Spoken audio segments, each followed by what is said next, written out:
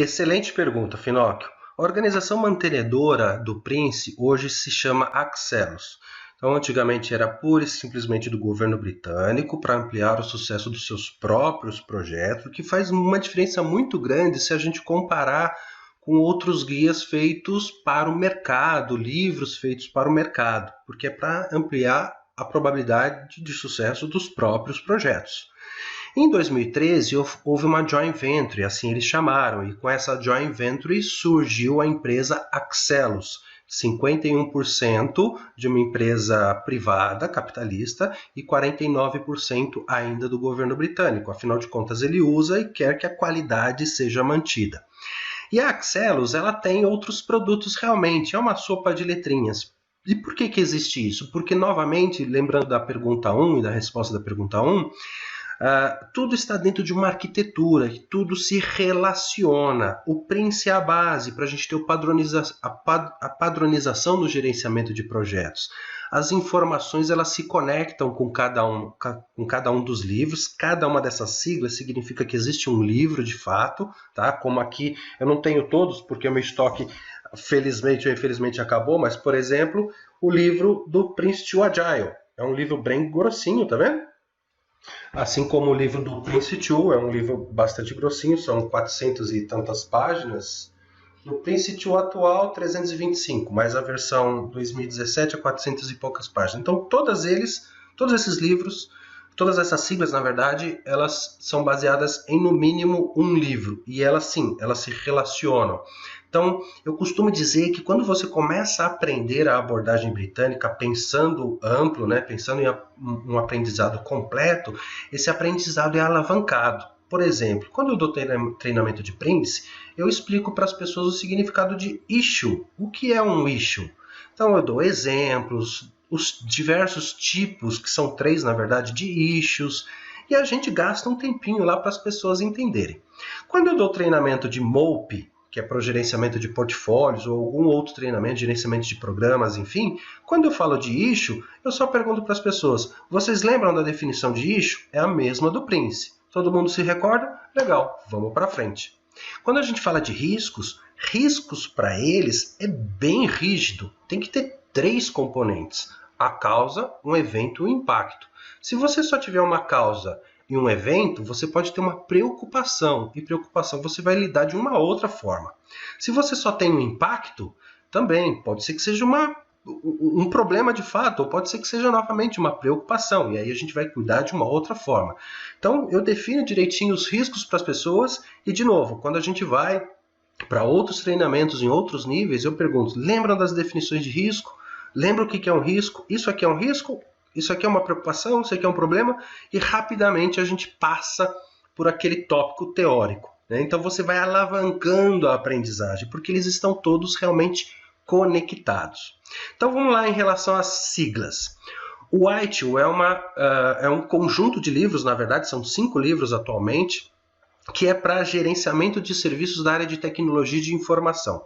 Ele só vai se conectar com o Prince quando você estiver criando esse serviço, então você pode criar esse serviço com o Prince, ou no final você conduzir um projeto com o Prince, que é um projeto que o produto final vai ser um software, então tem todo lá os itens de configuração que vão para a chamada CMDB, que é na verdade o banco de dados de itens de configuração do ITIL. Então, eles acabam se conectando com o resultado de um trabalho do Prince com alguma utilização que vai haver no ITIL lá para frente, quando a gente fala dos itens de configuração de um determinado software, de um determinado sistema, de um determinado aplicativo. Mas, de novo, ao conduzir a criação de um serviço novo, você pode fazer tanto pensando única e exclusivamente no ITIL, mas você pode juntar o Prince porque ele tem a abordagem de gerenciamento de projetos, né? Uma outra siglinha que nós temos, o MOP, ou MOPE, é o Managing of Portfolios. É um livro para gerenciar portfólios, ou seja, o melhor dinheiro da organização tem que ser direcionado para as iniciativas que vão trazer os melhores resultados. E esses vão dar direcionamentos importantes para a criação dos projetos ou dos programas, e por isso eles estão conectados também até para trafegar as informações do nível do projeto com o nível do portfólio. E claro, também em relação às definições. Eu não posso falar de um risco para um gerente de portfólio pensando numa coisa e o gerente do portfólio achando que o risco é outra coisa.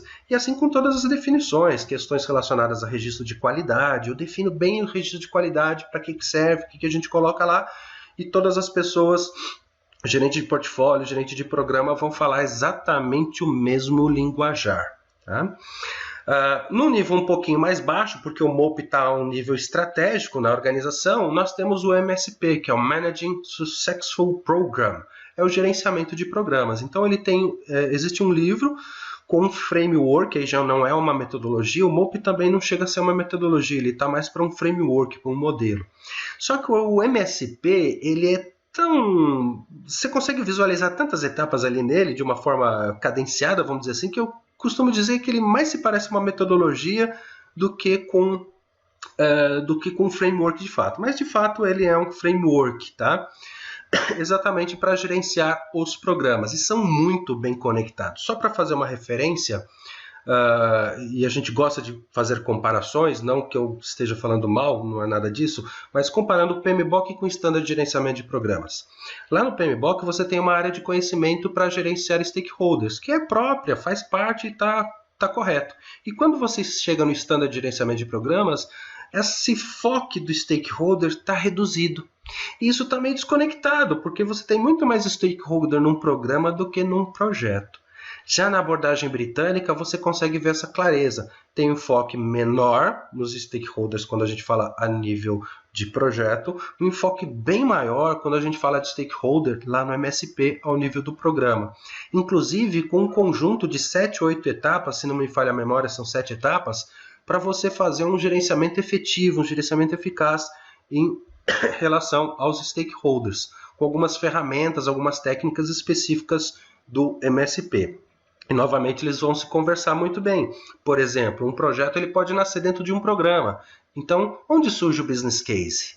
O business case pode estar surgindo lá dentro do MSP, com o gerente do programa, ou um business change manager criando o business case, e esse business case indo para o Prince na execução, planejamento e execução do projeto. Tá? Temos outra siglazinha que é o P3O, ou P3O. O P3O é um livro que fala do escritório, e o escritório nos 3 níveis: escritório de portfólio, escritório de programa e escritório de projetos. Nesse livro ele vai detalhar os diversos tipos de escritório existentes, as possibilidades de trabalhar, como é que eles se relacionam, escritórios do tipo centro de excelência. Ele vai falar também de alguns exemplos, como o estabelecimento do escritório para as Olimpíadas de Londres. Ele tem também no P3O os documentos, aliás, todos os livros, ele traz para a gente em todos os livros o template dos documentos, como a gente preenche, critérios de qualidade, igual a gente viu aqui no livro do Prince, todos eles têm igual. Então, se você já conhece um livro, você vai acabar conhecendo o outro com uma facilidade, né? A forma de apresentação, os critérios de qualidade, todos eles vão ter templates, modelos de documento. E no P3O não é diferente. Temos lá os papéis e responsabilidades bem definidos para cada um deles, como é que eles se relacionam, tipos de dashboard, tipos de técnicas para análise de investimento, que tem também no MOP, no MOP. Né? Então é um livro que ele vai permear nos 3 níveis: portfólio, programas e projetos. Tá? Temos um outro livro que você comentou a sigla, que é o MOR, ou seja, o MOR, que é um livro prático para o gerenciamento de riscos. E nesse livro nós vamos falar de gerenciamento de riscos também nos 3 níveis: riscos ao nível de portfólio, riscos ao nível de programa, riscos ao nível de projeto, riscos que se interrelacionam entre projetos. Então ali vai ter papéis e responsabilidades também, alguns documentos para fazer análise e acompanhamento dos riscos. É um livro bastante interessante. Ele detalha os bloqueios principais que existem nas organizações quando você vai implementar o gerenciamento de risco na empresa. Uma vez eu estava participando de uma palestra, foi fantástica a palestra. Ele apresentou todas as dificuldades que ele teve, essas dificuldades gerou atraso na implementação do gerenciamento de riscos, e eu falei para ele ao final: poxa, se você tivesse lido o livro do MOR, essas barreiras você já tinha identificado com antecedência e você teria feito, obviamente, o melhor planejamento, enfim. Mas claro, o trabalho dele foi fantástico e teve bastante aprendizado e funcionou bem para a organização, mas ele poderia ter ganhado aí um tempo, não ter atrasado um pouco em relação ao planejamento. Temos também o P3M3. O que é o P3M3? O P3M3 é uma avaliação de maturidade.